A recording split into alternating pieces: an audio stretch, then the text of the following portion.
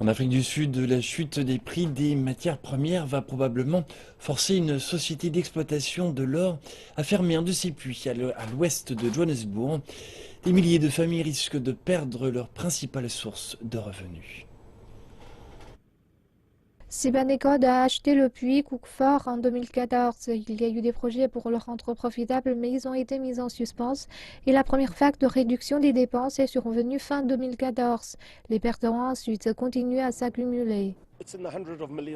Ce sont des milliers de rands et évidemment il y a un risque pour les autres opérations à Cookford et nous ne pouvons pas continuer à faire cela. Toutefois, il y a un plan sur la table et les syndicats disent qu'il pourrait faire toute la différence pour les milliers de mineurs qui pourraient perdre leur emploi. S'ils peuvent mettre en place le plan en 10 points, cette mine que vous voyez derrière moi et ces travailleurs qui sont affectés, la communauté que nous créons, ils pourraient être sauvés. Malgré tout, Sibane maintient qu'elle a fait tout son possible pour garder le puits ouvert.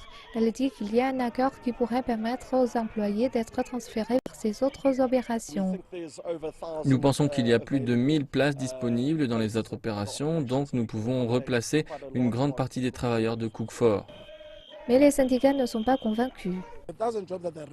Le millier d'emplois dont il parle, il n'y a aucune garantie que les employés vont les avoir. Pour les débutants, ils doivent partir d'ici et candidater à d'autres postes. Mais des milliers de familles seront tout de même affectées.